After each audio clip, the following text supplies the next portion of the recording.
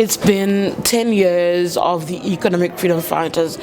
Honestly speaking, if I try and dissect the party, I think whether you like it or not, whether you find Malema believable, unbelievable, to be a warmonger, it's sometimes neither here nor there when you reflect a little bit on what they have been able to achieve, right? So it's very difficult in our current political climate to launch a party and to have it exist, let alone to carry on for 10 years and to grow it year on year, election upon election.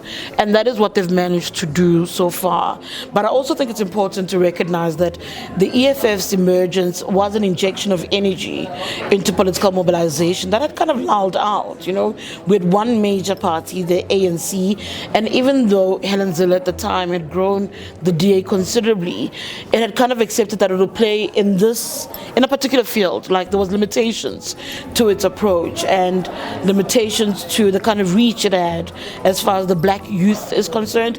And I think that the EFF managed to capture a little bit of that imagination. So I don't underestimate that. I don't disregard that at all in any way. So when you look at the EFF, I think you need to look at what it's been able to do in capturing the imagination and the energy.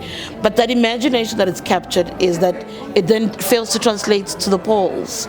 And I think that's a question of trust and believability, and that's where the issue of the leader comes into play, is that here's a party, can we trust the faces, the voices that are at the helm of the organization? And I think the election results tell you otherwise, but I do think that those things are by and large the story of the EFF. I think that in capturing the imagination of young people also showed you that young people can call the shots. You can determine your own destiny in a country. The elders don't have to tell you what it ought to be. You can challenge them, you can agitate, you can make them realize that there's an urgency in dealing with certain things. It brings me to the issue of land. The land question is something that remained unanswered for decades, for yonks. We've been saying resolve the land question, that land was dispossessed, it should be resolved, should be dealt with properly, that it's being resolved at a snail's pace. I think the EFF agitated the legal occupation of land when they started. Remember those days? So all of that got to the governing party. And if you don't believe me, you need to go back to the ANC's 2017 conference. That national conference spoke to land. It failed when it got to parliament because the two parties couldn't agree, but it did move the needle. It also managed to bring land back into national discourse. We had forgotten about land and to talk about land. So that is something that I think is crucial to the story of the EFF. I think the evolution of the EFF is also an interesting one for me because land, again, how they speak about land has evolved over the years. So you started with the campaigns I was talking about where you would literally see them taking over unoccupied land, but then you started hearing their language change where the shift became about wanting the land in the hands of the state and it would lease them. The irony for me is that in 2023, if you look to Limpopo at least, the EFF is up in arms over unoccupied Bapedi land that was occupied illegally. So it is kind of funny as they try and figure themselves out and to try and sell an image that this is a party that's ready to govern. They're finding themselves at odds, really, with their own mantras where they started many, many years ago. So that's a thing that I think you need to watch, the language. Even the issue about the big four banks, the language of nationalization is now about having a state bank that will rival them. So as the party evolves and tries to figure itself out and to sell an image to you and I, that it's worth voting for next year, that it's worth allowing it in government, there are shifts. So it's not as radical as what it says it is on paper. I think you need to pay attention to that. The other interesting thing for me is watching them in action. They are in government in Ekurhuleni. They're in government in Joburg, obviously through an agreement, a coalition of sorts, an agreement with the ANC.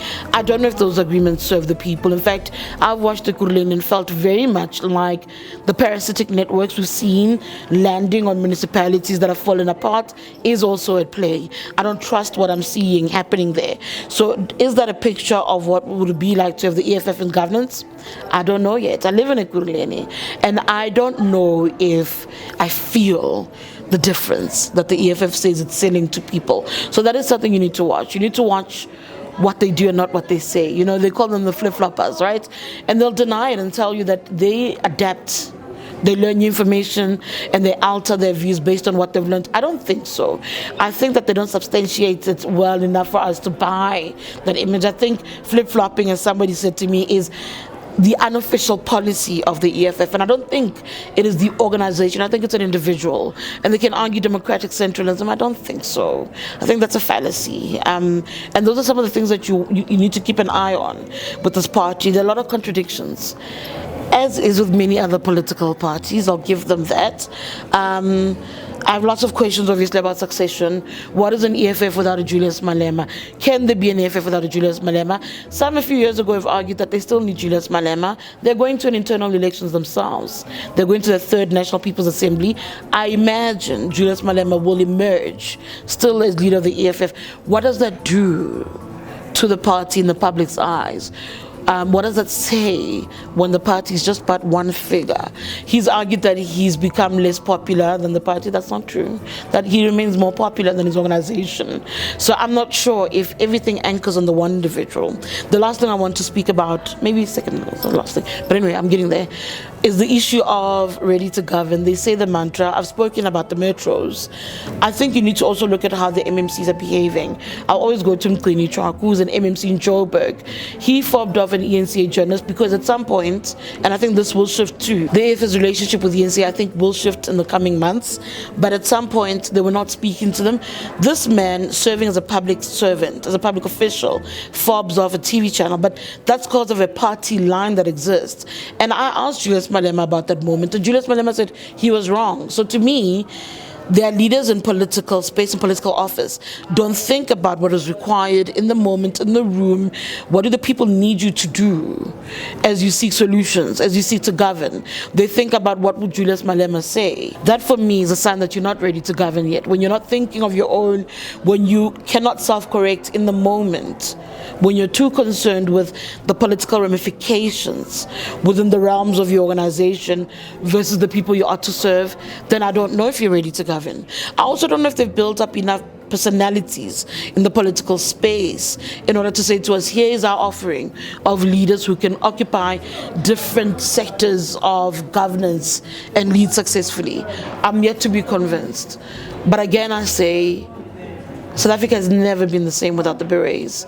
They've made politics a little bit more exciting for us who cover it, sometimes a little bit tougher too. But I think for that, the fraternity, the media, the journalists, those have a responsibility to its constituency, and the citizens have to push back a little bit harder too. The politics of intimidation should not be what keeps us away from interrogating this party a little bit more.